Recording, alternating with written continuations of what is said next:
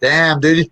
We're back again, guys. I You're told you live. today we'd have back-to-back shows. We're live for the second round. And man, if you guys were paying attention to the Hammer Fist podcast just now, we had Kung Lee on.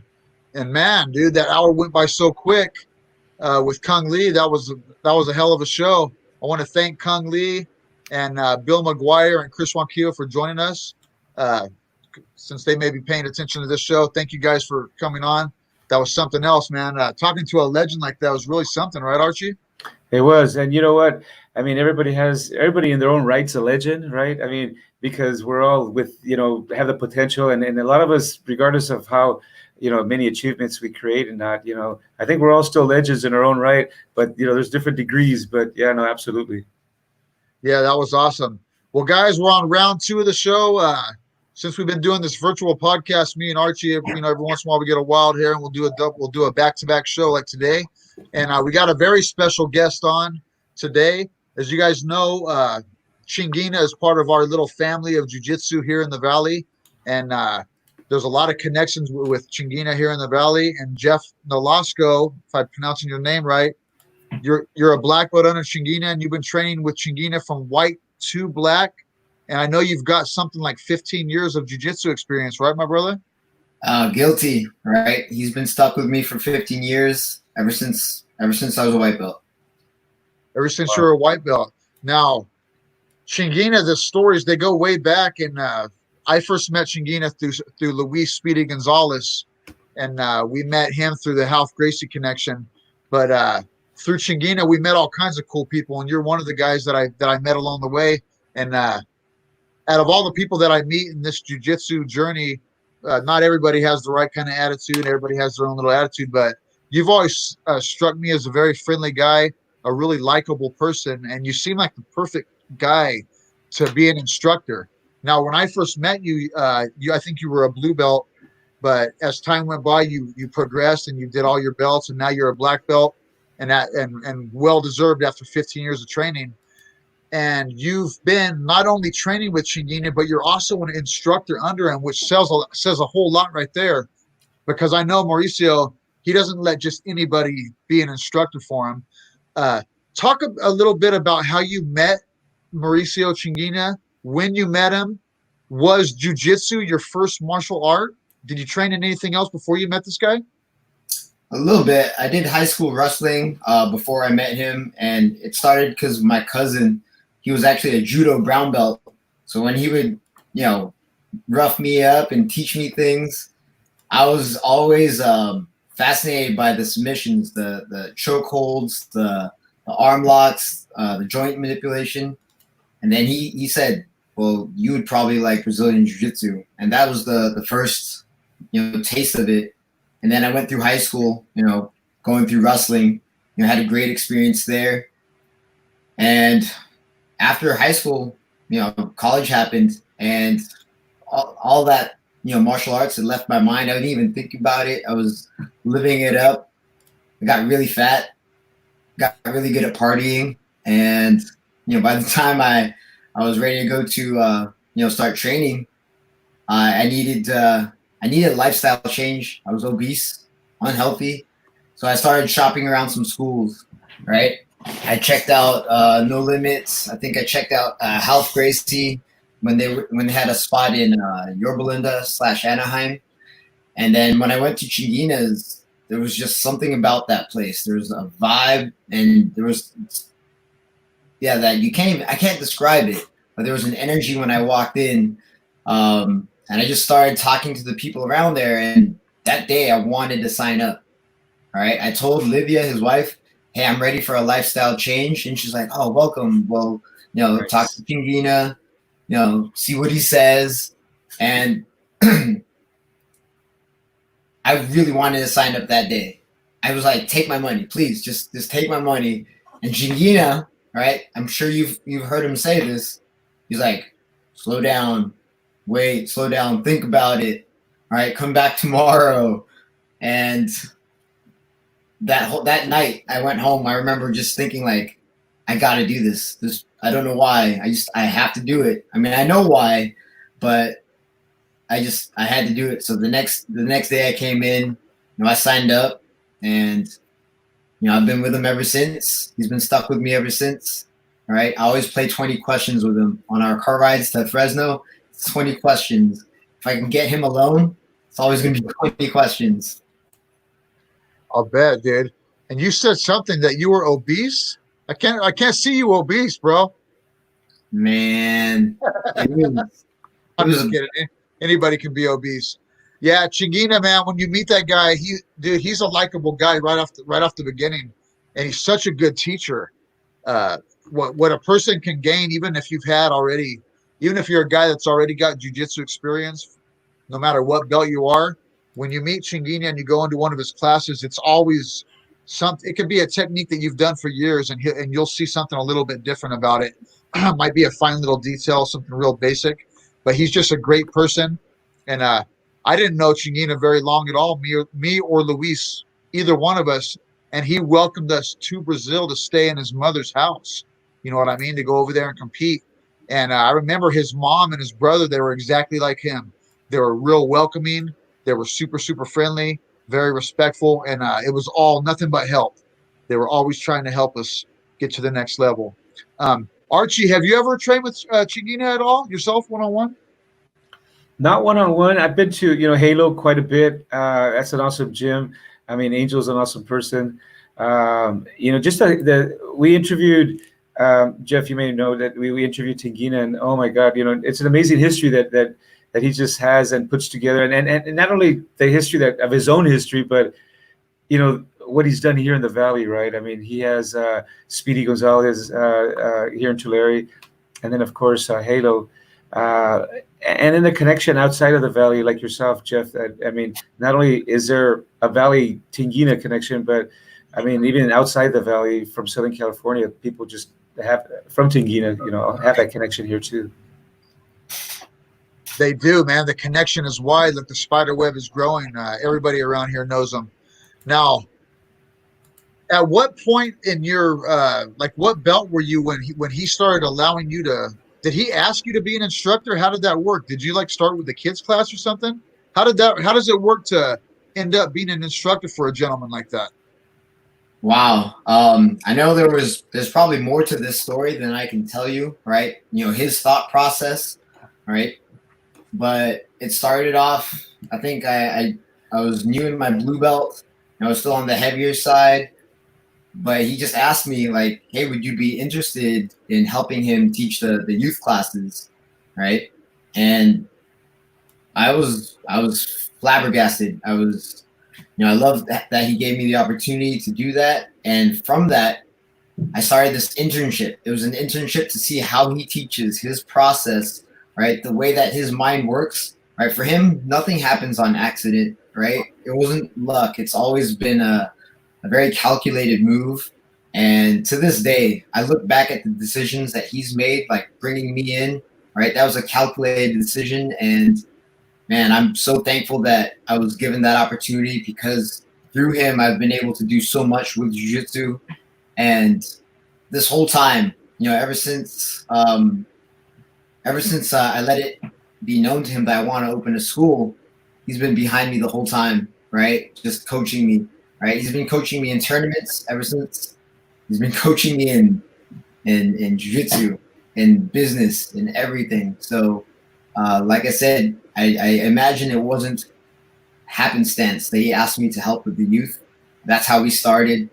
Once I started teaching regularly on the youth, I feel like I've been on this nonstop trip of just learning. Learning from him how to teach better, right? Working with someone like Tinguinha, it really makes you want to be the best version of yourself, because that's what he's doing. He's always trying to improve. He's always trying to game plan, strategize the next step. Wow, you're one of the few lucky people, like you said. You're there at the right time. It's not that it's just right timing. You put yourself there, right? I mean, if you hadn't shown up, it would not have happened, right? So this was all a plan, and it's just amazing to get such an honor, to be asked by Mr. Tinguinha himself, to be able to coach. And not only because I'm a coach also, I've coached for many years. and it's just amazing to be able to work with all these students, and especially because I had to learn from somebody, and if you can learn from a legend like you're learning, it's just amazing. I mean, and you just talked about those stories. I just want to just say that what an opportunity you have there. No, I'm truly blessed, and I recognize that. So I definitely, I think you get into it at the right time, right? It happened when it was supposed to happen, and it worked out perfectly because here we are sitting around talking about how the web grows. Exactly. Right. And as the web grew for you guys, I remember at one point as Tinguinha grew and his popularity grew and people learned more and more about him, he got that offer to teach for the UFC gym. Now I've never really understood what that UFC gym was about. At first I thought it was just training actual UFC fighters. Talk about that UFC gym. Is that a gym that anybody off the street could go into? Yeah, so UFC gym has a really cool model in that it's for everybody, right? You don't have to be a fighter, right? But we have trained fighters out of the facilities that I've worked out of. It's for families, right? They have classes for kids. They have group fitness classes, all right, like Zumba, yoga, Pilates, and then they have some extra classes like TRX, right? That's not a very common class, back then.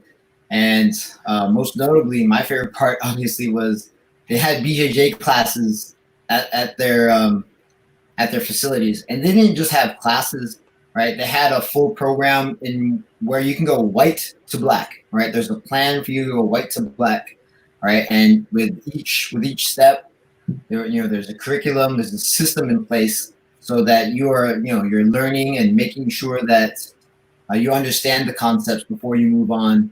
So it's the facility that I worked at last was formerly a Toys R Us. I thought that was fitting because UFC gym, it was also kind of like a Toys R Us for martial arts training and training different. So you're talking about gyms, and Tom asked an interesting question. You're working with UFC or at the UFC gym. Tinguinha has a killer connection with the UFC gym organizations. So the question is for me is when you open up your gym, what will it be called? Oh man! So what's really cool about this is just like what we're talking about right now. It's the stories of the past, right? The heroes that we praise and talk about, right? These are heroes of myth, right? Legends. So the name of my school is Mythic BJJ. Mythic. Awesome. I like that. That's catchy, man. And Yeah. I noticed Go ahead. when like a lot of times this happens where a fella like you will be under a guy like Tinguinha, well, with a different situation. But when the student breaks off to do his own thing, a lot of the time the older teacher gets disrespected or he's hurt by it, and they don't support the guy. But Tinguinha, he's the kind of fellow that right off the bat, he's supporting you 100%. And I know that your thing is going to be good when I see a guy like Tinguinha put out on social media how happy he is for you and what you're doing and how it's going to be. So I've ran my own gym before, man. There's nothing else like it. You've already been an instructor, so that's going to help you for sure. But to be the head instructor of your own school, are you married, bro, or do you have a significant other? I am. Okay. Yes. So you guys are going in. This is going to be a journey. It is. Absolutely.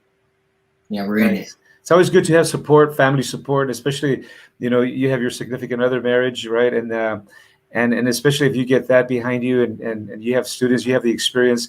I mean, it sounds like a better time, what a better time to do it. And at least do you have a spot already, or how's that coming along together? I have a location ready. I'm building it out right now, taking care of all the really exciting business parts like insurance and, setting it up as a corporation or whatnot. But as far as like the build, I'm so close. All right, I was just there today before this call, doing some final measurements, to get ready to put up some wall pads, to put down the mat. right? The mats are already there. They're just waiting to get configured, but it's close. So were you already? Did you have the keys to the location before COVID-19 hit? Hit us hard. Like I think it was like March 15th when I remember March 15th that we had an event to go the next day, and that thing was canceled. So that's going to stay in my mind forever. COVID, March 15th. So were you planning this before? Did you have a building before? I mean, how has it affected you? How have you adjusted and made the right adjustments? And I guess, you're getting ready to open too. I mean, can you talk a little bit about that? Yeah, of course. I think ever since I started teaching for Tinguinha, right, the thought always entered, yeah, I could have my own school. I would like this, right? Does that mean I get to do more jiu-jitsu? Yes. Okay, I think I'm on board.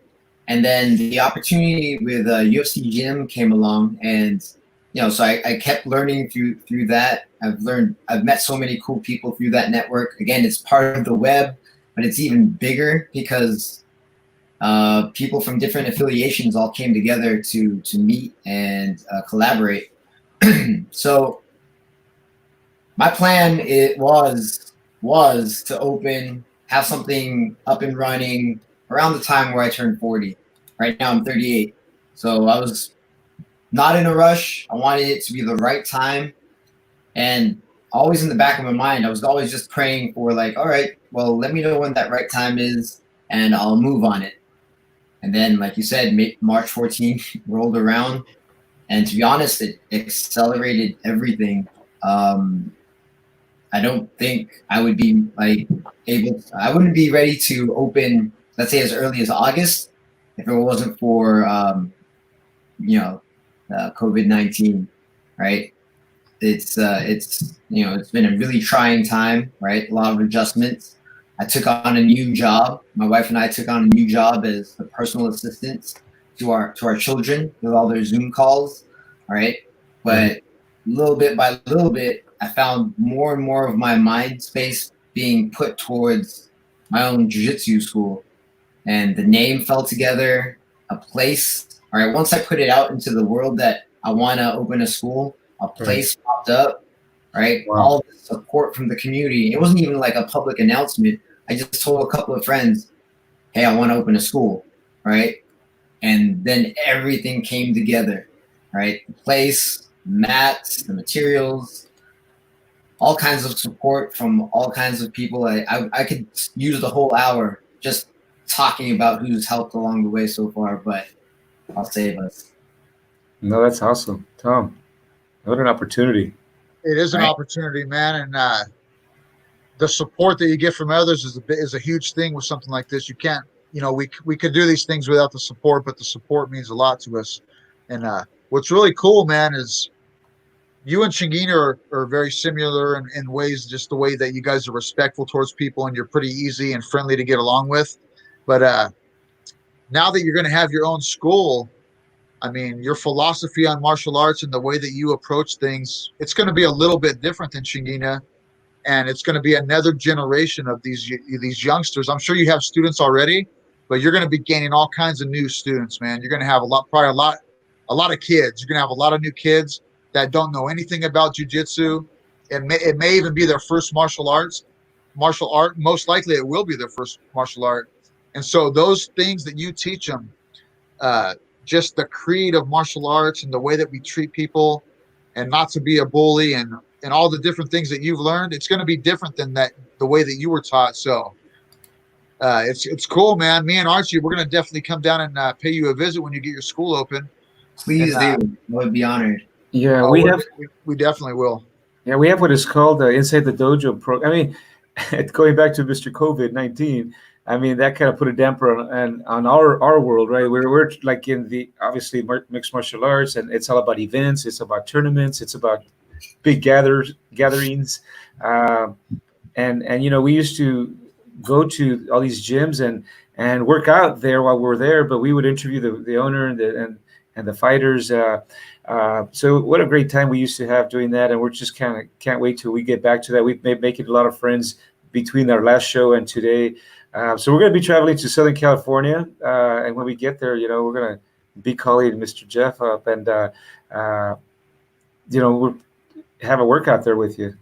Please, I'd be honored.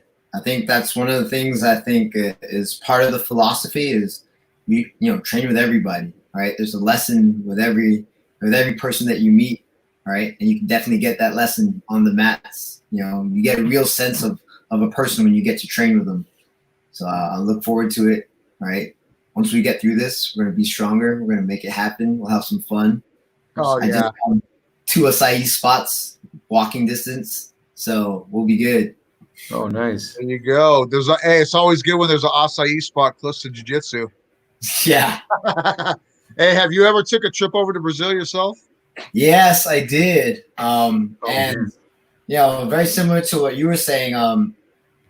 Tinguinha was 100% prepared to let me stay at his mother's house, but I ended up staying at Connection Rio, the hostel that was there back in the day. So I was there for 2 weeks.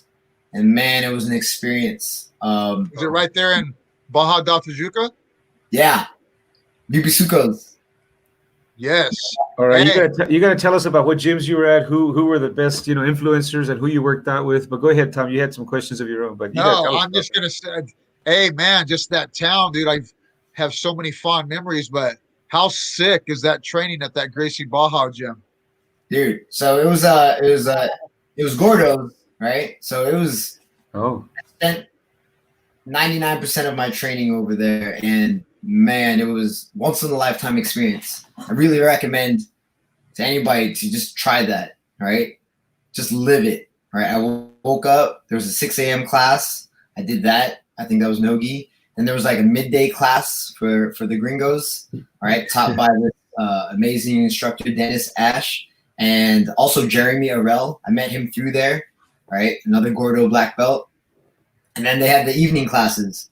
All right, so for 2 weeks, I trained 3 times a day, went to the beach, ate real good, walked everywhere, had churros, I think every time I crossed the bridge. Oh, the best ones too. Yes. Yes. Hey, So like good. Mexico, you think the churros are good in Mexico? Brazil's it's real similar to Mexico because I've been all over Mexico. With my ex-wife, I've been all over Mexico. But man, in Brazil, a lot of people are afraid to go there. I think a lot of the jiu-jitsu world, I tell them, oh, you went to Brazil, isn't it freaking crazy over there? And won't they attack you and this and that? Not really. You know what? I never felt like I was in any danger. Of course, that town, like we had Gordo on the show recently, and he kind of explained to us that Barra da Tijuca was kind of more of a chill town. And but yeah, I mean, dude, the food there is off the hook, so fresh, and the people are so friendly, and the prices. How good are the prices over there, bro? Oh my God, so good. My first day. Sorry, I gotta share this one. Yes, I love please. food. I love food. I love trying new food. And I like it when I get to talk to who's making the food so they can tell me about it. But I also don't speak Portuguese. All right. I speak Not at all. Did you go with no Portuguese at all? Oh, I mean, I had a book, and then I had Google Translate on my phone. Dude, I had some book. This book was called How to Be a Carioca. And a carioca is a white dude that's traveling to Brazil, is what it means. Oh shit! That was the book that you brought? That was what I went over there with. So I had very little too. Hey, how about that? How about the acai in that town right there? Dude, like I said, the one spot that stole my heart was Bibisucos. I went there after the morning session or after the midday session on the way to the beach. Yeah, that play. I wish they had memberships because I would have bought a membership to that stand. But yeah, the first day I was there, like when you mentioned the pricing, right? I looked at the pricing and I was just point, right? I was like, hey, can I have this? And then they looked at me and they were like, sure. I mean, they told me what it was. I didn't really understand what they were saying, so I ordered it. And I think in my head, it was like 40 English dollar or American dollars. But when they brought out the spread, I think it was for a family of 4 or 6 people because it was so much food. So what I did is I called the guys over at the hostel I was staying at. I'm like, I need help eating this. This is way too much food. So, Wow. a couple guys pulled up, helped me eat it. But yeah, I'm like, hey, I can spend $40 here in Southern California and feed myself. But you could actually feed yourself for like $7, $5. Yes. That $40 fed a whole house of hungry jiu-jitsu guys. Hey, So so when you go ahead, Archie. I was just going to ask, what year were you there? And while you were there, I mean, what are some of the legendary names that you remember working out with? Gordo, was he there too at the time when you were there? And what year was that? Oh, wow. Let me think. I think it was 2007, 2008, maybe. I'll have to check. Okay. That's when it was first starting then, back in the day. Were you competing at the time over there? I didn't compete at the time. I didn't. It wasn't even like in my headspace to go compete. But I know that the guy who was running Rio, the Connection Rio, he tried to get me into a tournament, but I just missed the window to register. But I think that would have been a great experience to go compete over there. It just wasn't in the cards for me. As far as training, right? I trained with Gordo was in the United States when I first got there. And the last few days that I trained at his facility, that's when he resumed teaching. I did stop by the what was it? De La Hiva, right? Oh, I stopped by his facility, and I just went there, I think, for one day. But then every day I was just training over at Gordo's Academy, like 3 times a day. And I think the reason that I didn't train too many other places is my schedule was set, right? It was so easy. It was walking distance to everything. And honestly didn't get to do anything else. I didn't see any sights until like the day before I left. Then I saw the Cristo, the Redeemer. And that was sick. That was so sick. Oh my gosh. If you guys know, we're talking about the Christ on top of the mountain. And wow, I mean, you see that thing on TV and on videos and stuff, and yeah, you're like, oh, okay, it's big. Hey, but it's really something special when you're right up there next to that thing. No, pictures, postcards, the screenshot of it. It doesn't do it any justice. The scope of it is so amazing. How many floors or stories tall would you say it is? Dude, it's huge. Oh. I don't know. I don't know, to be honest, but it's like big. A 20-story hotel room, maybe. It's big. It's big that you see that men made that thing, especially back then when they made it. Yeah. But I'll tell you what else is special about it. Not just, you don't have to be up there to get the view, but Brazil is freaking beautiful, man. Like, it is the people are beautiful, the food's beautiful, of course, but when you get up there on that Cristo and you look out at the view, and it's really something special, man. It's a beautiful, beautiful, beautiful place. But training at Gordo's Academy that whole time, that must have been crazy. Me and Luis, when we were there for the World Championships. Back then, it was when you had to, if you wanted to do the Worlds, you had to go to Brazil at the time. And we were there for 2 weeks before the Worlds.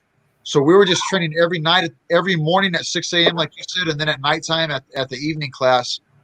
And it was Feitosa, Perepano, and Gordo were like the head instructors at that time. And they kind of, in a way, I would kind of say now when I look back at it, like they were making sure that the Americans that were there, like weren't getting hurt, because they weren't putting us with like the blue and purple belts. Like they would match us up with just black belts only. And I would notice that when I would roll with these guys, it was when I first, and I always tell Archie and I tell other people here, I've never, still to this day, I think I very seldom will feel when I roll with a guy. And Feitosa was the first guy I felt this with. It felt like the guy is not using any muscle whatsoever, but he's still pulling off all the techniques, anything that he would want to do on a guy. And it's almost like rolling with water, like a ball of water rolling with a guy like that. And to this day, I roll with high-level guys, but people are tugging and pulling and pushing and using muscle and power, which I know sometimes has to be used. But when you roll with the guys like that, it's something special. But I remember one night, Gordo took me and Luis in his car from that Gracie Baja gym, and he drives us a few blocks over to his gym. right? And he's got that. There was only one kid, and there was this young blue belt kid was in there. And I remember it was the first time in my trip in Brazil where I actually had somebody come at me hard, and just this kid, he just straight thrashed me and Luis, just Yeah. round after round after round. It was something different that I hadn't experienced. What belt were you then, Tom? What's that? What belts were you then? I was a blue belt. I was a blue belt. So what would you say about his blue belt level and your blue belt level back then? It was definitely crazier than mine. It was a different level than mine. He just smashed us. You know what I mean? Yeah. And So is this something, Jeff, that you noticed different levels? I mean, in comparison to when you went there, compared to what you were kind of feeling in the United States, the different partners versus the partners in Brazil. What can you say about that? Is there some difference there, like Tom was describing? There are definitely some differences, right? But at the same time, like people are people. There's actually a lot of similarities. Both here and in Brazil, right? There's guys who just want to get after it. No spite, no malice. They just want to get after it and really test themselves. So if you want to find those people stateside, you can find them. All right. I definitely found them very easily when I went to I went to Brazil. One of the guys I did train with was Braga Neto, right? And that guy just gets after it. But every time I did something with him, it felt like he wasn't even trying. He was joking, coaching me, and chilling the whole time. Dude, there's something special about that, man. Yeah. It's, it really chops down the ego because you think you're good, right? I was a purple belt when I went. I was hungry. So I'm like, oh, I'm going to bring it. I'm going to bring it. But it was brought to me, right? It's humbling, but you need that humbling all the time. Take you down a few notches, right? Make you want to be a student of the game, right? Right. Hey, Jeff, do you train any fighters? You mentioned that there's been fighters that have gone through you guys' path, but what about currently? And is this something that you're going to be doing in your new gym? Any MMA stuff? Tell us a little bit about. Yeah, MMA. What's going to happen with that? So MMA, I had a long period of time where I was, thinking about fighting MMA, and it just was never in the cards. And it really just comes down to my heart's not into that. My heart is 100% into jiu-jitsu. So I have trained students to prepare them for fights, but my bread and butter is going to be jiu-jitsu. I have, is it all right if I do a quick little plug? No, keep going. Yeah, absolutely. Okay, brother. As long as you need to. That's what you're here for. Well, I have a student who's going to be competing at Submissions on the Shore. All right, it's an all-women's event for local jiu-jitsu. Her name's Bianca. She's going to kick some butt. Another girl that I train with, she's going to throw down as well. Her name's Ollie. Right, both of these girls, I've seen them develop over the years, and I'm really excited for what they're going to bring to the future of jiu-jitsu. They are the future of jiu-jitsu and women's jiu-jitsu. So, nice. Again, my main thing is not going to be fighters. Like if a fighter wants to train with me, I will teach them to the best of my ability. But my goal is for jiu-jitsu practitioners. So for the fighters, if they want to learn from you, are you just willing just to teach them, as much as you can about jiu-jitsu itself, or any other art when it comes to MMA? Well, I think that's my strong suit. Will be my jiu-jitsu. Yeah. Of course, the training has to be curtailed to like you can get hit in the face. It's the face punching game, right? Not the win by advantage, not win by points. It's you're gonna get hit. You're gonna have to throw. So. If somebody did want to come in who's an MMA fighter, I would make sure that they know what they're getting into, because you don't just try MMA. You gotta jump in. You gotta prepare, right? You have to be over prepared. Train your multiple arts, but like I said, my main thing will be Brazilian Jiu-Jitsu. We have gyms here in the Valley, Visalia, Fresno, that are opening up already. They got permission to open up. And as far as the number of people at one time, there's just so many little policies. How's it going there in your area as far as gyms? Has anybody, has your guys' local mayor or whoever calls the shots there allowed for the contact gyms to be open? So it's been pretty lax, I think. I know a lot of facilities have already started the contact classes. I know that also on the other side of that, there's a lot of gyms still doing the training with the dummy with the 6 feet of space. And the thing is, at the end of the day, jiu-jitsu finds a way, right? Whether it's in some underground training facility, or if it's with a dummy, or if I think we both know somebody who was just like, hey, training's happening, this is the place, right? And took it on the chin. I think I'm talking about Angel, right? Yeah. Hey, we got a bunch of buddies around here. We don't have to say names, but hey, some of our guys, they just saw that COVID like the regular flu and just said, you know what, we're gonna keep going regardless. If I get a fine, I get a fine. But hey, jiu-jitsu is addicting, man. It's addicting. We got guys over here. We got young kids that are training for big things because the jiu-jitsu in the Central Valley and Tinguinha, and that's the reason you're on the show today. Dude, he had a big part in this, at some point or another. But the jiu-jitsu in the Central Valley has grown to a point. We got a few youngsters right now that are getting ready to compete and doing big things, right, Archie? Yeah. Some of these young kids, and dude, they can't afford to take the time off in their mind, you know what I mean? And that jiu-jitsu mind of, I got this tournament coming up and I'm going to be competing against guys from all over the world in one bracket in Korea. You know what I mean? Like, there's big things going on. So, hey, in the last couple of times me and Archie trained, there was no mask or anything going on. It seemed like everything was all good. I felt fine after, except for the 300-pound guy that was on me. Yeah, that always makes it hard to breathe, right? That's right. I thought I had the COVID after that. Hey, Jeff, so when do you plan on opening up then? What is it? How's it look for you? And tell us a little bit more about your, with the location, where you're going to be at, city. You have an address, website. Yeah, give us some details, brother. Give us some details on your gym, where it's going to be at, and how a regular guy that can get in there. So it is in the heart of downtown Fullerton. It's centrally located, right by the city hall and the library. Right, it's really, I feel like, in the center of the town. The comic book shop that I go to regularly is walking distance from there. Like I said, the acai spots that I enjoy are walking distance from there. The taco spot, walking distance from there. And it's, it's a really cool town, right? We're a lot of small businesses in this area. So the support from other small businesses, once they know that I've made plans to open, have been it's been overwhelming how much they want to support and, share your posts, because they were there too, right? And I think everybody realizes, as a community, we rise together. So if you help your neighbor out, it helps you out. And again, I can't thank everybody enough for the opportunity.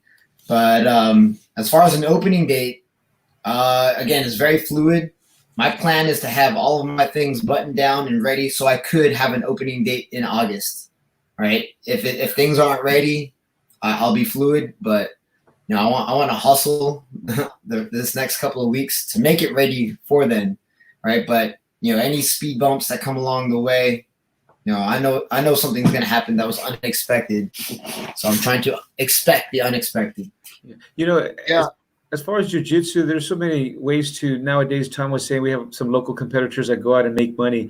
You're talking about competing, rather concentrating on jiu-jitsu. So what about competition for your students? Are you going to be, obviously not everybody has to compete, but if you have those that are walking in with potential, you mentioned a couple girls that have some good potential. Are you trying to encourage your students to go out there and try to make some money at some of these jiu-jitsu tournaments? Well, I encourage everybody to compete. All right, Just try it one time, because you guys know, I know. All right, someone who hasn't competed doesn't know this yet. But when you set your mind to compete, right, win, lose, or draw, it gives you a really good reflection on what you've been working on and were you effective. It becomes a really nice catalyst for self-improvement, because you always want to do better. Right. For me, like, after one tournament, I'm like, next tournament, I want to do better. So I do another one, and then another one, and then another one. Now, I'm not saying you have to do that, but I think having that experience at least one time right, is good for you. It's good for your jiu-jitsu. It's good for your ego. It's good to prepare for something, right? It's good for the heart and the soul. Yes, absolutely. It's so important, man. Like you just said, dude, the competition, dude. Whether you do like a cage fight or I think jujitsu competitions are great, man. If it's like taekwondo or something, of course, those competitions are cool. But in jujitsu, though, even if, like you said, if you only do it one time, dude, there's something that you gain out of competition. Like it's awesome to go out there and win and to get a medal or whatever is really cool.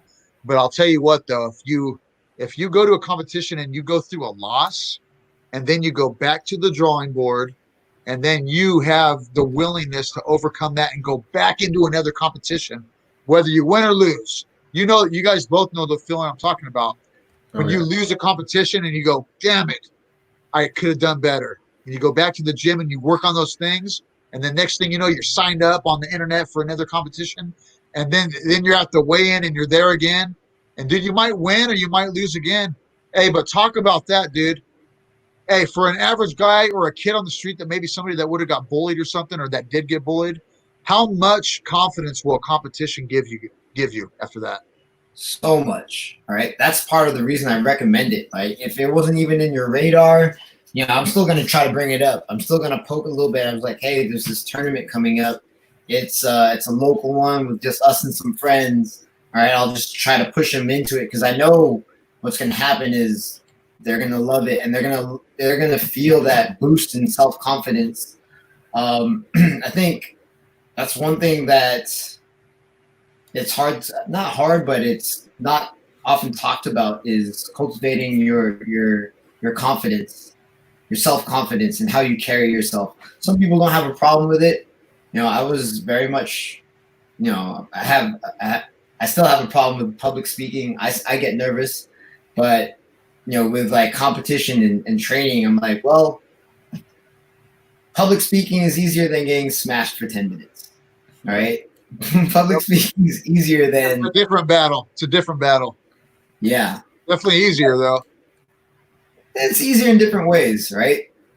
But the boost you get from competition definitely outweighs anything that I've put on the con side of, hey, should I compete? Should I not compete? Every time I've competed, not one time have I ever said, oh, I regret doing that. I regret doing some things in the competition, right? But I don't regret doing the competition, right? It's always been an amazing experience, right? Maybe not immediately after a loss. I'm not like, yeah, I lost. I'm going to learn something, right? That'd be awesome if you could have that mentality. It makes you think, though, right after a loss, though, you definitely go into a different mode of thinking. Yes, hungrier. So hey, hungry. Is there a certain competition, Jeff? Is there one that sticks out above all of them? Like one of your, I got like some of mine that like my first time that I won a gold medal, and I think I had to have like 4 fights in that day. That was probably my finest day, and that was way back when I was a white belt. But I remember that it was the only time that I had ever done it where it actually had 4 submissions in a day to get a gold medal. That's the one that sticks out for me. Is there a certain competition that for you or Archie that sticks out for you guys? Because I know, Archie, you love competing as well. Is there one that sticks out above them all? Go for it, Jeff. Well, I mean, not one competition, but there's been certain matches at each tournament that have been really significant. One was last year at the Masters Worlds in Vegas, right? I've been trying to develop, certain parts of my game, and I was really, I wouldn't say fortunate, but I was really happy to see that something that I've been working on, paid off in that tournament. Something I've been drilling, right, over and over and over, and it was one of my knee bar finishes that I caught right there. So that stands out in that it taught me that if you want to do something, set plans to do it, right? Take your first step, take the second step, keep going through. You're going to come up with obstacles, all right? It's going to make it better when you have to do it live. And that was last year in Vegas. I didn't take the tournament, but man, the experience I took home from that tournament was tremendous. And I was really looking forward to the 2020 Masters Worlds. All right, I actually had a very specific plan for 2020 for tournaments that Nice. got altered, but that's all right because now we're here. Mythic's gonna happen this year. Yeah, Very it good. got altered, but the thing about it is, I got a feeling that when these tournaments get kicked back in play, it's going to be a whole nother level out there. There's also going to be an evolution that took place within this little time because jujitsu, just like everything else in life, like these cell phones and video games and everything that we do, jujitsu keeps on evolving. Like the classic basics are always going to be there, but what I notice is it just keeps on evolving. And Mal, watching you in this match right here against this fellow from Paragon, dude, you look super composed, man, when you're competing. You have a really good base, and you just look good base posture. you look like you have a great base and great posture. And the other kid, the Paragon team is no joke. Everybody that knows jiu-jitsu, Paragon jiu-jitsu is really, really good. They always have been since way back in the day. Guys like Jeff Glover, and they have a lot of tough guys. But yeah, I like your style of jiu-jitsu, man, and I hope when it kicks back in, hopefully here pretty soon, that you get to get back on the road again, man. Get back out there. Absolutely. I mean, right now I'm super hungry for it. I just got an email that one of the organizations is going to put an event together in August. Oh, So Now, what about Angel, man? Angel just took off and he's over there in, I think, Texas, Archie? yeah, Is Dallas. it Texas? And he's doing Yeah. a fight to win. Have you done those fight to wins?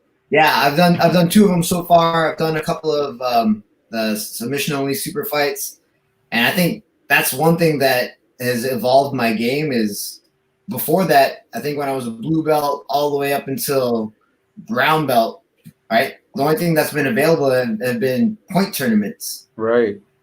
So now that these submission only formats have come out, I feel like my jiu-jitsu's mutated and evolved to something where it's still like what you see here, but with I don't know, extra bells and whistles, I guess. Well, that's good. And going for the finish. Yeah, those tournaments that, like you're saying, like the fight to win. I mean, that's such a great format, and just like what you're saying, Jeff, it kind of does make sense. Now you have, another tournament style to look forward to, or maybe it's going to elevate your game because now you're thinking about these tournaments in addition to point style tournaments, and actually, this, I really enjoy this. So when you do these tournaments, is Fight to Win going to Southern California? Is that where they're at right now? Do they go there? I think California might not be one of the first ones, right? Texas is what their second time doing a show in Texas. Yeah. Right? He's going wherever he can go right now, basically. At this point, really, no kidding. Yeah. He'll be back here, though, because those fight to wins here have been very successful. Dude, And I know look. there's So definitely going to be another one here soon. I can guarantee that. Well, it definitely sounds like if, Jeff, you're a competitor, you like to compete, you're an active competitor. I mean, you're talking about going to, hoping to go to Worlds this year, may or may not happen. But, there's these three big tournaments. There's the PANS, there's a Worlds in June, and then there's a No-Gi in December. Who knows which of these three big tournaments are going to happen first. But, I mean, do you compete in those three big tournaments? Yes. And part of my plan for this year was to focus on those tournaments. I think last year I did a tournament every month. Holy moly. In a weird way that makes it like less special. I had fun every time, right? But I think there's a time where you actually really have to just narrow the focus, right? Don't just have fun. Really go for the win, right? Be calculated, right? Don't be distracted. I think competing so much last year, like I said, it was fun, but I didn't really prepare for each event like I should have, So this year was the plan. Like, all right, I'm gonna have a plan for this tournament. I'm gonna try these things. I'm gonna plan for that tournament. I have these things that I want to accomplish. So as soon as tournaments come back, I would love to train and show up and get ready to go for it. So what's the best part of your jiu-jitsu journey so far? You've been a black belt for how many years, first of all? I got it in 2015. Okay, so you have a lot of experience, a huge journey. If you were to tell somebody that's just starting off, that's a white belt or even a blue belt, what kind of advice would you give them? Don't skip warm-ups, right? Those Right. movements, it's the foundation for all other movements in jiu-jitsu, right? The basics is everything. You need the basics. The fancy things that you see on highlight reels, right? They look amazing, but you have to have the foundation to execute those moves. So basics, basics, basics. Listen to your coach. And a lot of schools, man, even if you're a guy that's not skipping the warm up, a lot of schools now, because of the way it's evolving, are leaving out those basic movements.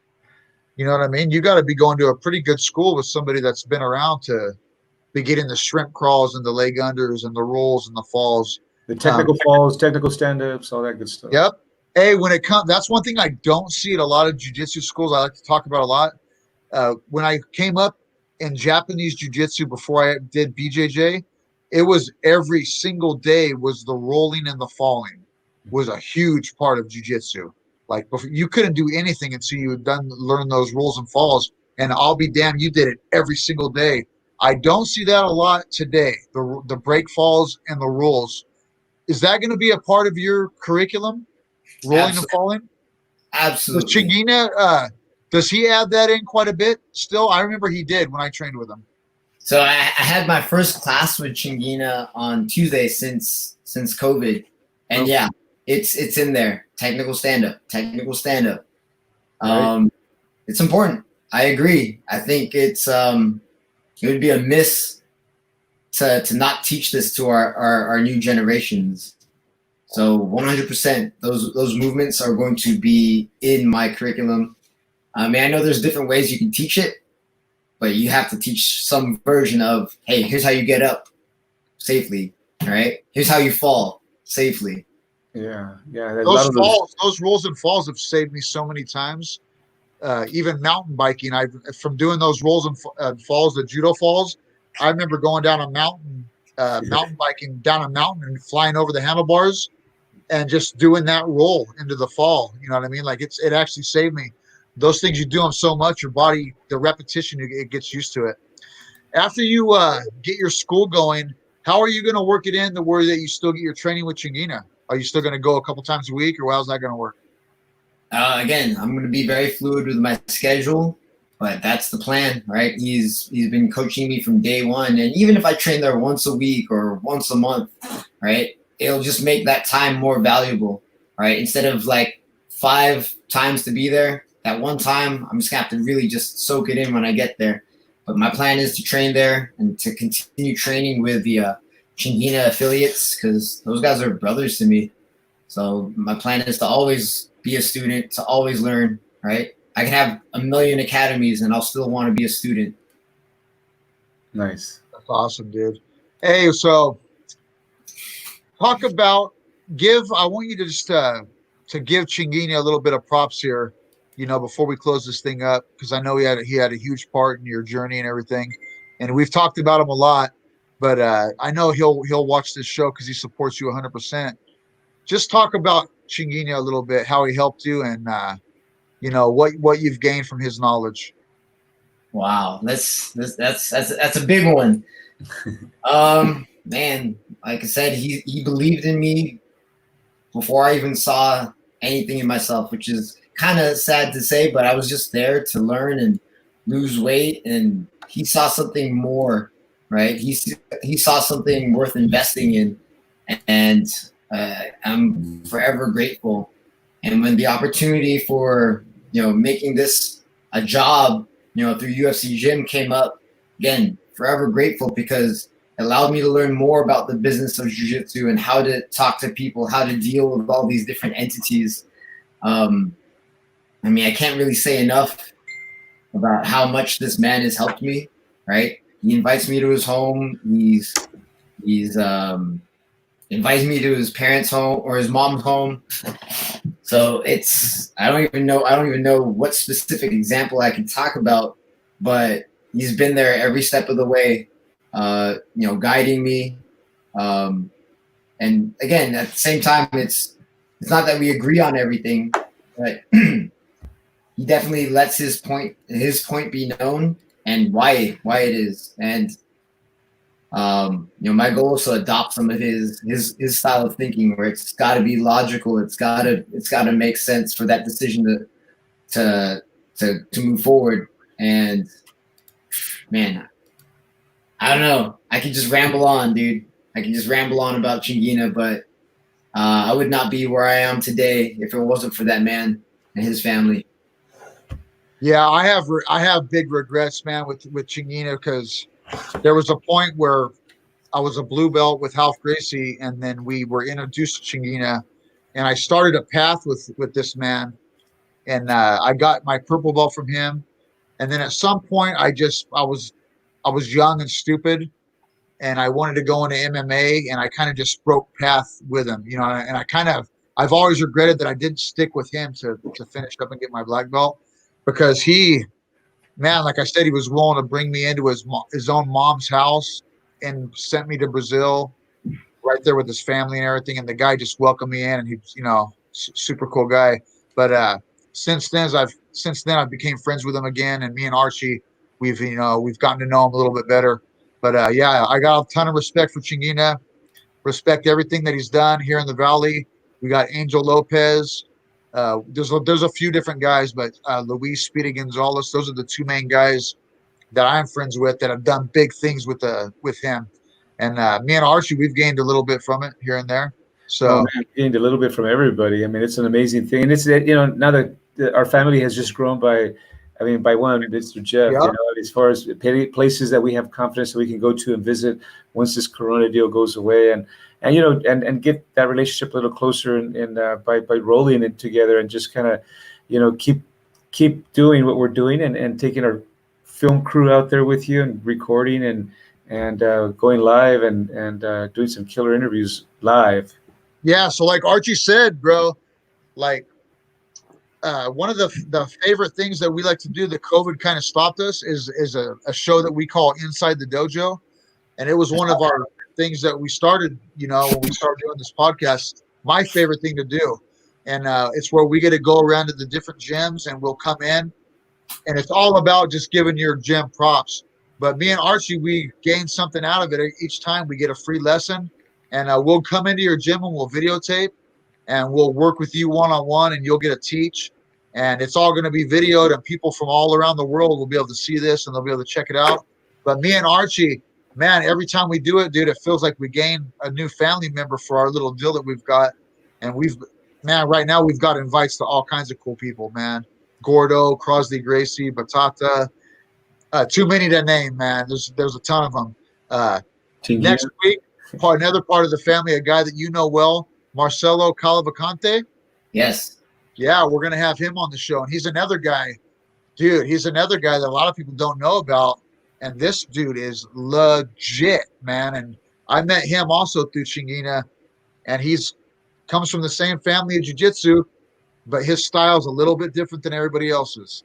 You know what I mean? And he's just a super nice guy, a real cool guy. I can't wait to have him on this next week. This week he is working with the Torrance Police Department, so he's taking his jiu-jitsu that route. That's and cool. It is cool because, dude, what I'm seeing going on right now, and I'm not going to get on to the whole thing about the fellow that got murdered or killed by the police officer with the knee on the neck, but I think a little bit of jiu-jitsu in that police officer's regimen could have saved that dude right there. You know what I mean? If he'd have known just a little bit of knowledge about what that knee was doing on the carotid artery and for how long he had it on there, unless it was intentional, that he didn't have to kill that guy. You know what I mean? And Joe Rogan, just on his podcast the other day, had Jocko Willink on there. He's a well-known jiu-jitsu practitioner, and he talked about it quite a bit too. Like in jiu-jitsu, and man, maybe you can get it going in your school. I've taught police officers, and I think there's nothing greater, man, than when I'll do it for free even now. Any police officer out there, if you want to learn from me, you can get it for free. And it'll just be basic jiu-jitsu. But dude, just training jiu-jitsu once or twice a week, you don't have to be that good at it. It'll give you a different confidence level, guys. It'll give you a different, just give you a different way of that you look at people and the way that you'll hold yourself. And if you get into a situation like that with the fella, that you got to control them. You'll be so used in jiu-jitsu with rolling with other guys one-on-one. You get so used to controlling the human body that when you do it against somebody that doesn't know it, it's really quite easy. Don't you think? Oh yeah. Oh yeah. I agree. It's And quite, we're not bragging about it. We're not bragging. It's just the truth.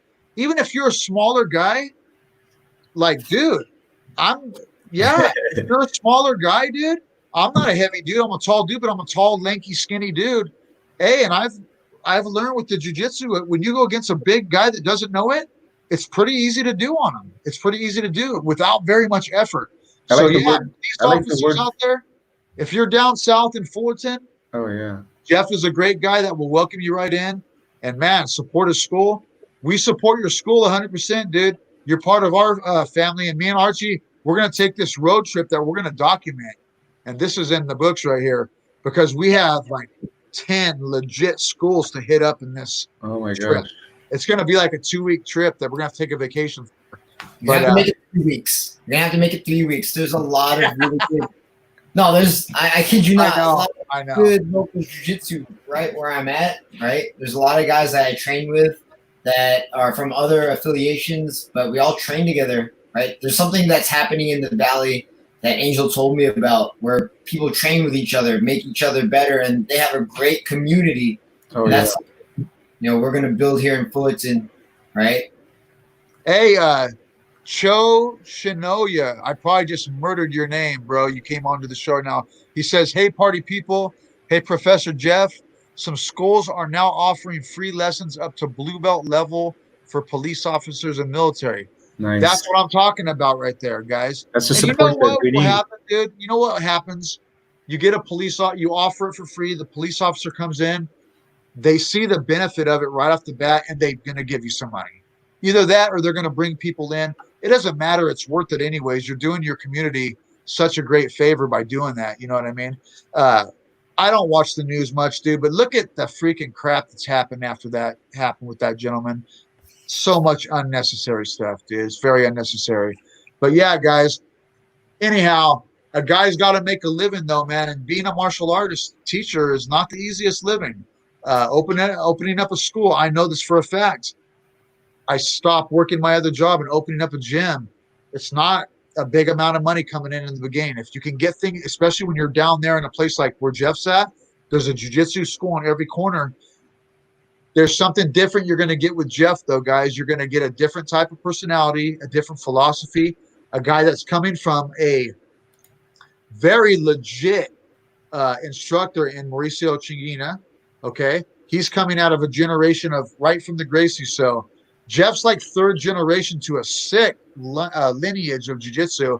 And like I said, Jeff's going to be a little bit different. But if you meet Jeff, I guarantee you're going to meet Tinguinha and you're going to meet all these other cool people. And man, your journey's going to begin. And even if you've done jiu-jitsu already, go down there and train with Jeff a little bit. So, Jeff, you seem like an artist, man. I'm looking this whole show. I've been looking at the background of your office there, and I see what looks like a guitar amp, a guitar, a drum. Are you a musician?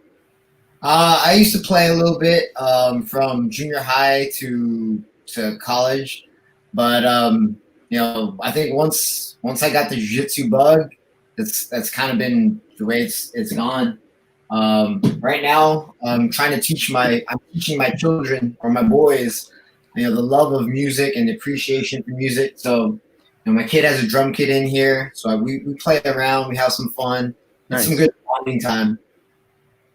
Heck yeah! It's always it always seems like that because with martial artists that they're involved in some type of different art. Like me myself, that's what I majored in college was art. You know what I mean? Just painting, drawing, and things like that.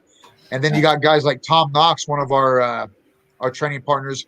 He's a professional skateboarder, which is that's an art in itself. You know what I mean? But yeah, it's a part of the arts for sure. Archie, Yes, sir.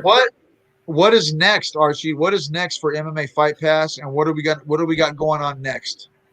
Well, next week we have a couple shows lined up. We're actually working to get Mr. The Beast.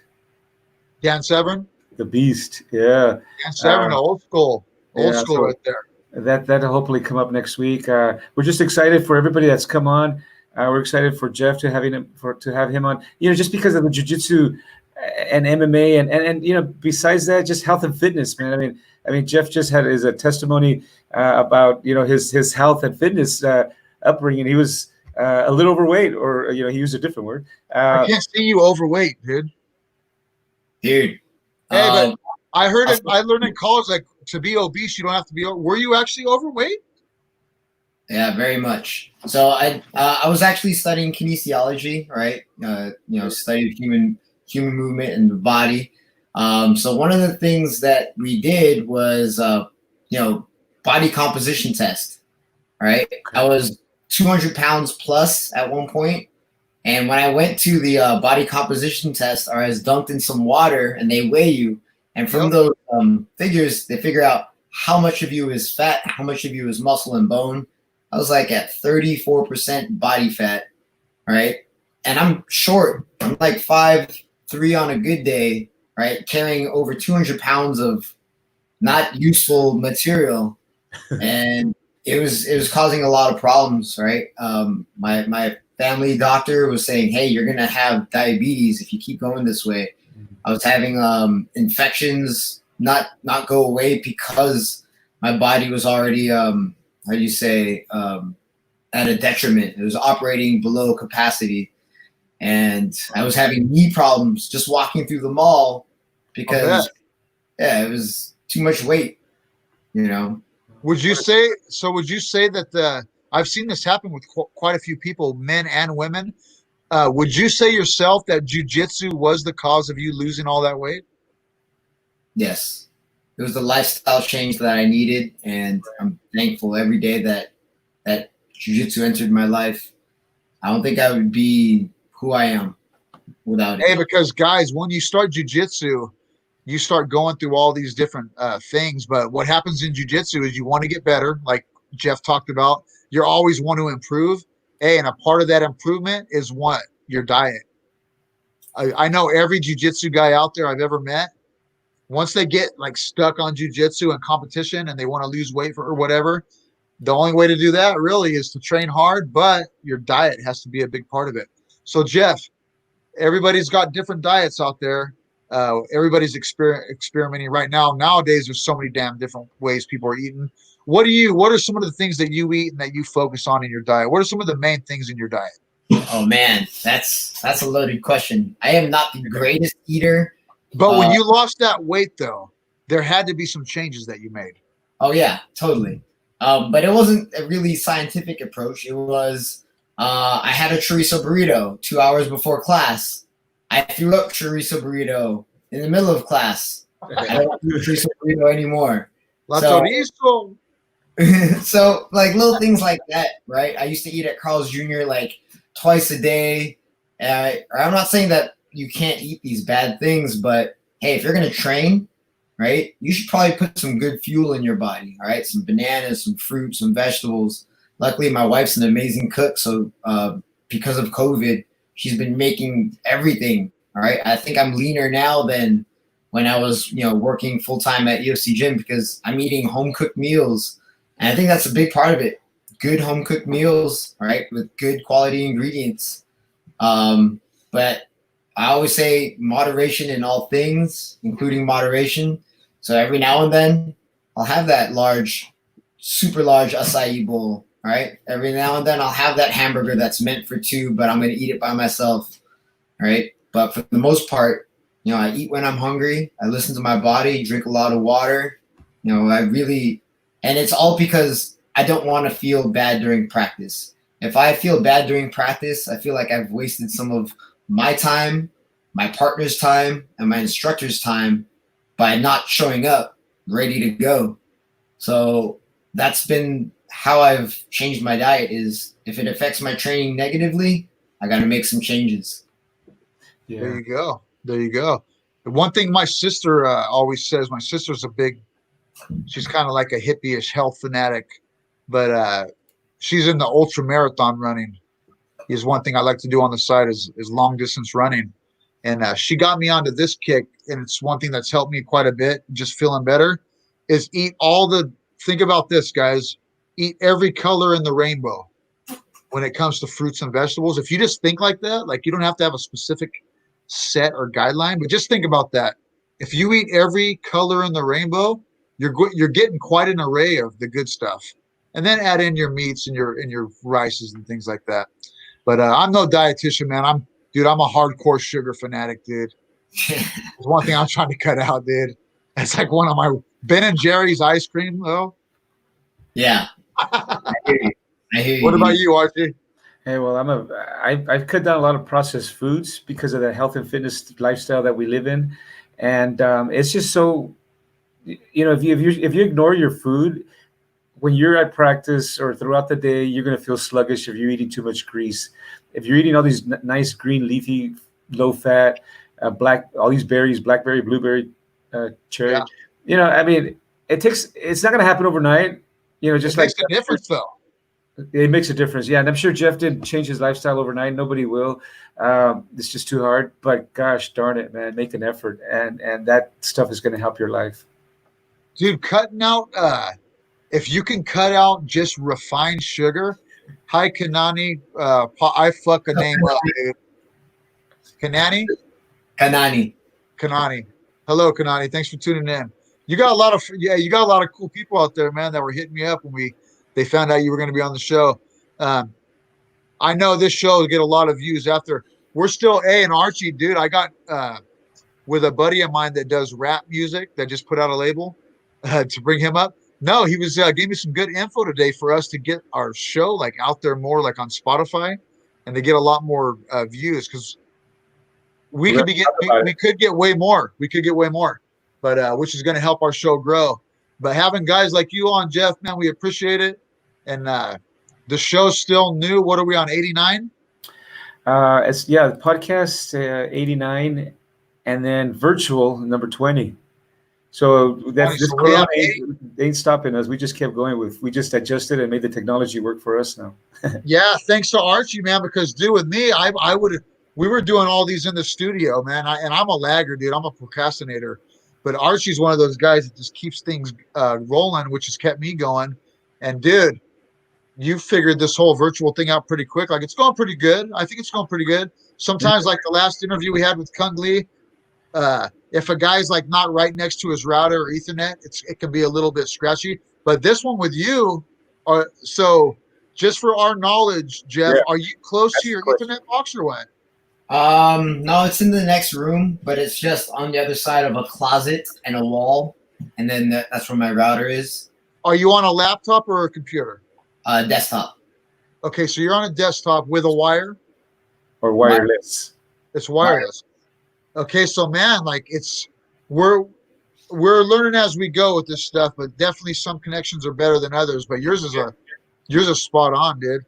But anyhow, John Carlton, man, I wanted you to pop in, John Carlton, because John Carlton, he's one of my students.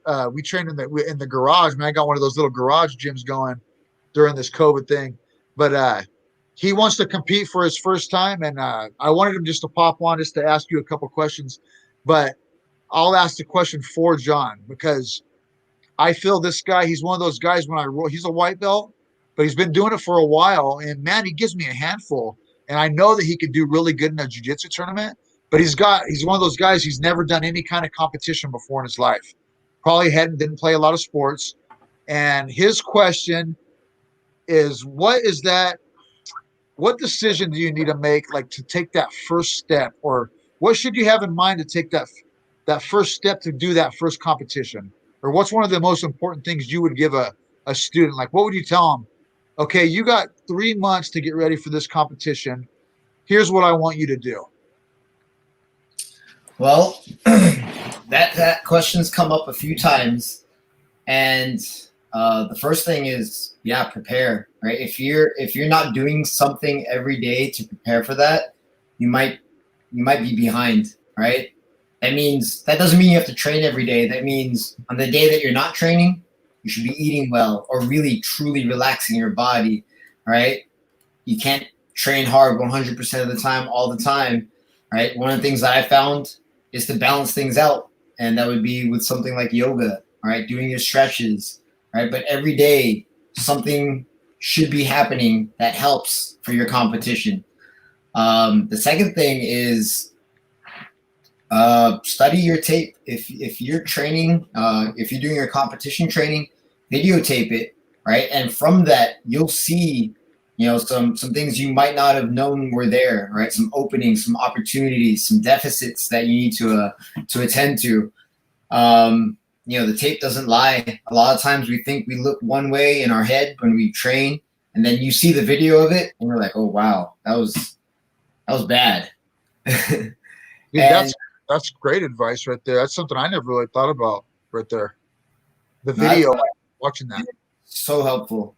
And then the last thing is, for competition, right? For me, I think for a lot of people, I think for you, this is the one place where I can really like let go and truly express myself is in competition, right? So if you're worried about it, right, I just try to paint this picture of this is the one time you can go ham as hard as you can for that given amount of time and really like let yourself be free and just go for it. Why would you stop yourself from having that kind of freedom? Why would you stop yourself and feeling like the kind of power that your body has, right? You should let yourself go, right? Don't hold yourself back from competition. Let yourself have fun. Let yourself compete. Dude, and you know what? My favorite thing, this is just me. What you just said is exactly spot on, dude. When you get out there on the mat, dude, or you walk into a cage and you're fighting some guy, there's nothing else like it. We talk about it with every guest. There's nothing else like being out there with you on another guy. You guys are both doing your thing. But my favorite thing about competition is, dude, that the lead up to it, man, getting ready for it. And one of my favorite things, what I love is not just the jiu-jitsu training in the mat, but the other stuff, the cardio stuff that you got to do, like getting out on a bike or going out to a hill, or like Archie likes to go to the stadium and run up the stairs, do freaking push-ups on his fingers. Dude, these kind of things, you get like that Rocky Balboa mentality. You know what I mean?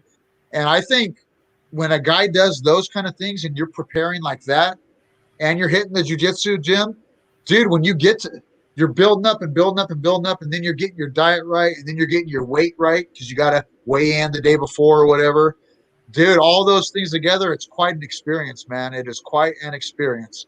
And then when you walk off that mat, and what I've seen you do, what I really respect a lot, I don't see all the time, is right when that match ended, you put your hand out, you grab that guy's hand, and he was the same way, and you pulled him up to his feet. Hey, dude, and both of you guys were super respectful to each other. You don't see that every time. You don't see it every time, but I think it's so important, man. And when two men can do that, or two women can do that with each other, dude, you just shared a special moment in both your guys' life. Wouldn't you agree, Archie? Oh my God, there's no other, like, when you're competing, trying to tear each other's head off, but you know that you're there in the most competitive way you can get out there and want to be there. It's that respect, and afterwards, of course, win, lose or draw, you're pissed if you lose, but win, lose or draw, you put that shit aside, and then that respect of the competitor respect, is there in the jiu-jitsu community. That's right. Well, damn, guys, I'll be damned, dude. Those 2 hours went by pretty quick, Arch. Oh, amazing material. A long day, man. Amazing people, and you know what? This is what we love. And when you enjoy something, it does go kind of quick. It doesn't seem that long. And this is just something that we're going to continue doing and want to take it as far as we can. Yes, sir. And guys, like I said, next week I'm bad with names, dude. But we have Marcelo Cavalcante. Am I saying that right, Jeff? That's right. Cavalcante? I think that's right. I'm also a gringo. Close. So. I know it's got to be close. But we got him on hopefully Tuesday, guys. And we got many more guys in the works. We got a lot of local guys around here that we still haven't got. Some guys are just a little nervous to come onto a podcast. Was this your first time doing a podcast, bro? No, I did another podcast. Gym Crashers. I was on Gym Crashers after I did my first Fight to Win. Super cool guys. I think they have a facility now in Norwalk. But again, they've been super supportive. I think once I announced that I was opening a school, you know, he messaged right away, and you know, our community is amazing in that we look out for each other, right? Doesn't matter what teams, right? We're all from different teams, but we all are very supportive. But, Yeah, we're gonna have to keep tabs with you, and you're gonna have to keep tabs with us, especially when that gym opens. No, for sure. I'm gonna let a lot of my friends know about this podcast.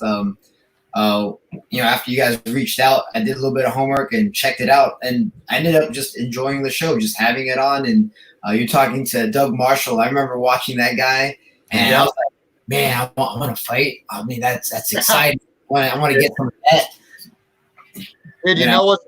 All these shows have been so sick. The guests, they keep going crazy. One of my favorite ones, though, that I'm so proud of. These are the two that I'm really, really proud of right now. Is the interview with Crosley Gracie, because the Gracie family, dude, for me, man, changed my whole life, dude. It wasn't him per se. Seeing Hoist Gracie fight, though, is what led me to jiu-jitsu. So the Gracie family, I'm just honored, dude, when we got that guy. But one of my favorite ones was Gordo. And because Gordo is just he's a unique individual, dude. And man, the guy was so cool. But yeah, I'm loving this, dude. Like, the guests keep getting better and better. Here's one thing, though. So I won't talk any shit. Okay. I'll try to keep my mouth shut, Archie. No, dude. Hey, I got the censor button ready. No, just we're kidding. never gonna get too good for anybody, dude. No matter how. If we get big, we're never gonna get too big for any local or anything like that, and any kind of time restraints or anything crazy. Yeah, you guys, man. I don't care how long you've been out there or what you've been doing, dude, or whoever you are. Don't ever get too big for that for people. You know what I mean? You cannot get too big for people. You just can't do it, dude. Just can't do it. That's enough I'll say about that. But Jeff, thank you so much. Tinguinha, thank you so much for what you've done with Jeff. And I just thank you for your time, bro. I like your office there and everything. And I wish your school the best, dude. I wish your school the best. You got any sponsors out there you want to thank before we close this up? So absolutely. I do want to say thank you to Tinguinha for everything that he's done for me. You know, my wife and my kids have been really supportive of this endeavor, right? My boys and I always talk about our school, what we're going to do at our school, and now it's happening. Another supporter that I've had throughout the years has been X-Guard, right? They've always been helpful. They've always given me cool gear, and I look forward to working with them. But then also the community that's helped me with the school. There's a graphic designer out there. It's Seraphim Graphic Design, and my logo, like, it really captured the story that I'm telling, right, about these myths, the mythic jiu-jitsu, right? It was a phone call where I talked to him, and he made my logo, and I could not have thought of a more perfect logo. So Wow. Thank you guys. I mean, there's so many other people to thank, but I also want to thank you guys for giving me the opportunity to talk about something I love, which is jiu-jitsu. Heck yeah, dude. Perfect. And Philip Templeton says, good luck with the new school, Professor. Thank And you, Philip, yep, Philip's another guy that's part of the pack, man. Part of the. We're gonna get Philip on the show here one of these days too. He's part of that web that we talked about earlier. All right. So yeah, brother, we're gonna let you go, man, and we're gonna plan this road trip out, and I'll be getting in touch with you. And hopefully one of these days, I'm gonna have you, Angel, Speedy, and Tinguinha, and Jeff Shields, the main guys that are here supporting Tinguinha, all on the show together, so we can do a little deal. But yeah, man, good luck with everything. Stay healthy, bro. I wish the best for you guys. That's all I can say. I wish the best for you and your school. Thank you very much. No, thanks a lot, Jeff, for joining us. And we're gonna do a complete circle, like Tom was saying, with the Tinguinha family, and oh my God, it's just gonna be a great time when we get that going too. Yep. All right, my brother, we'll let you off. All right, we'll sign off. Thanks, Jeff.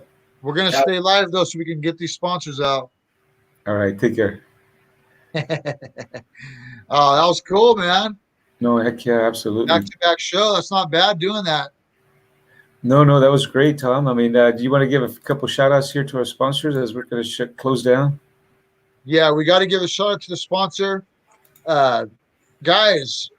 And if you know anybody that's down to sponsor, guys, a show like us, we're looking for we're looking for sponsors all the time. We're trying to do is support our local jiu-jitsu and MMA community. And as you can see, we're supporting people from other places too, not just local. People all around the United States and worldwide if we can. You know what I mean? As long as we can get something out of it for you guys, history and knowledge basically is what we're trying to get. We want to hear stories, cool stories like we heard from Jeff and from all the guests. You know what I mean? Kung Lee, dude, how cool is it having Kung Lee on the show today? That Yeah. that guy was cool, man. I never know how a guy like that's going to be somebody that's been through all these championships and won all these belts and then went on to acting. Sometimes actors get a big head. You know what I mean? They get into acting and the next thing you know, they're too good for you. I didn't feel that Kung Lee had that at all. He seemed like a pretty laid back dude. Yeah, you know what I've noticed with a couple of high level star elites, athletes, people, Kung Lee number one, Pat Miletich number two, just them two folks. They have, because they've created a platform for themselves that they're able to speak about their causes and their beliefs and their true passions, right? And Kung Lee, oh my God, he has such a good platform and his passions that he talks about. Just the self-defense in general. Oh my God. I mean, this guy from using your hands, a whole different thing hands, than what we do. Kick, and now weapons. Hey, we got a weapon, we got a gun. I mean, dude, we didn't even get into half of what that guy knows and studies, did.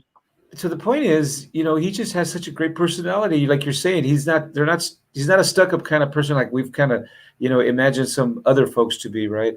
But oh my gosh, amazing people. Just like Jeff, Jeff's been around. He's been a black belt for over 5 years now, 1995, 2015 or 14, and so humble.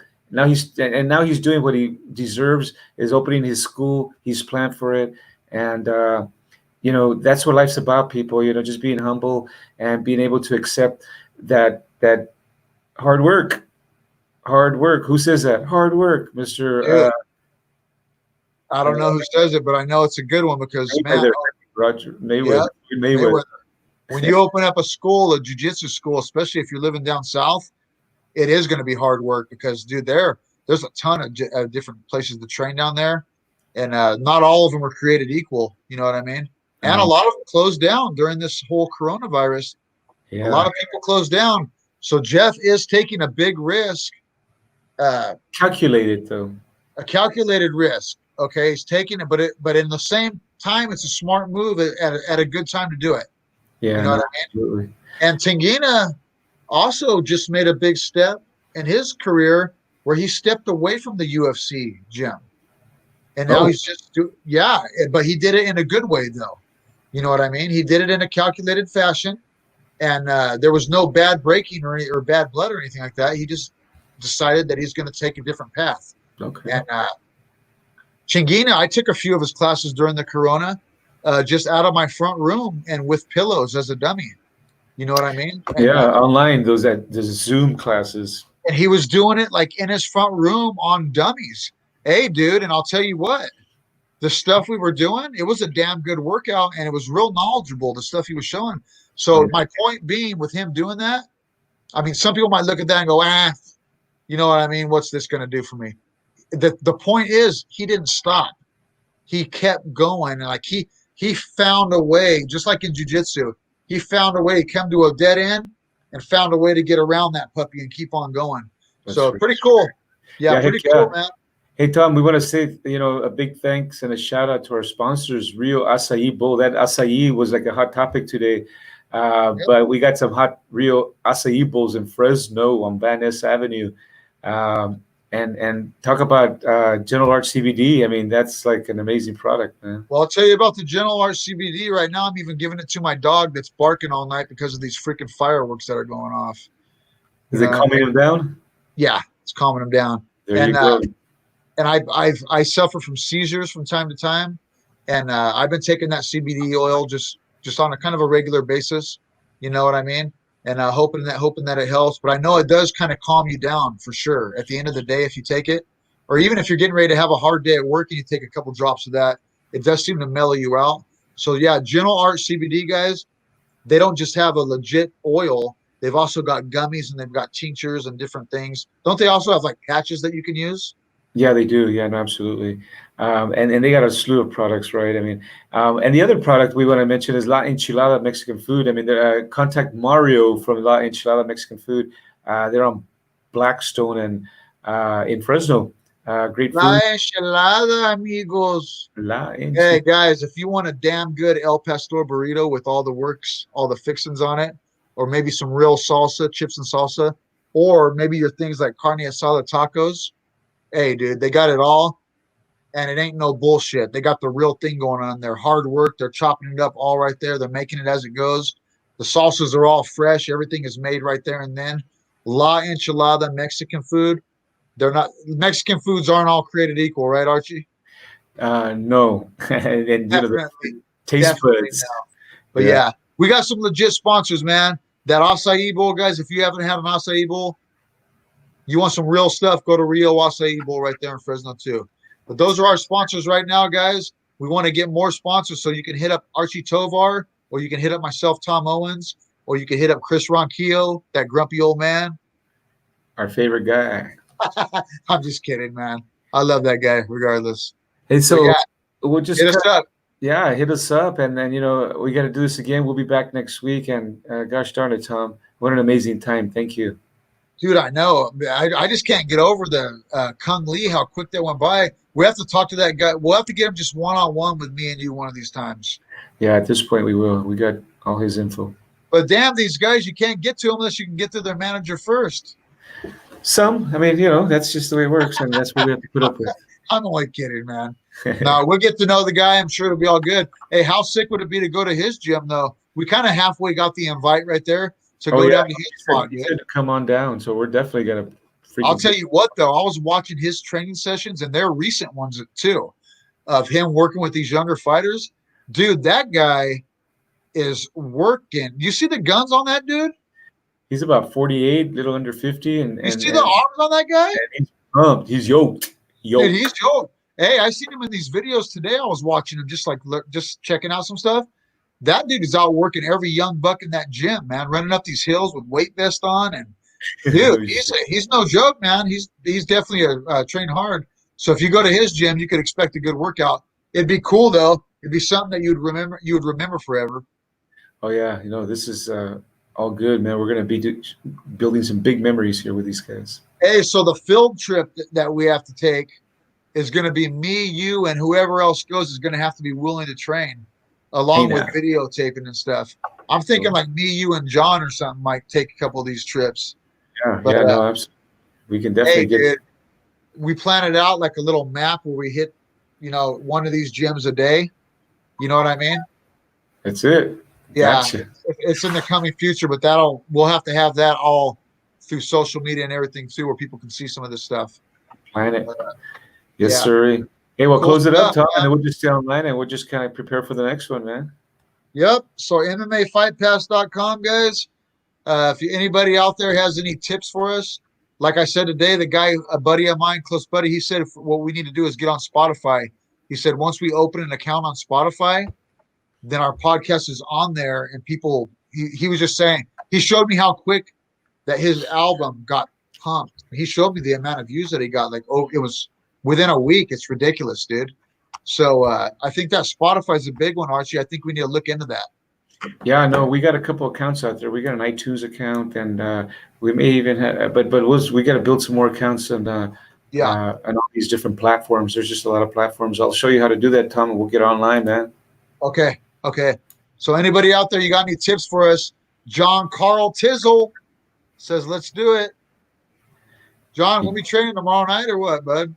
Supposed to be training in John's garage tomorrow, dude. There you go. You want to come down and meet up with us, Archie? That's it. All right. Well, let's just shut it. Thanks a bunch, everyone. Thank you, Tom. Thank you for the show. What a great time. All right. Everybody out there, we'll see you next week with Marcelo Calavacante. You got it. Peace. Whoever the other guest will be. It'll be good.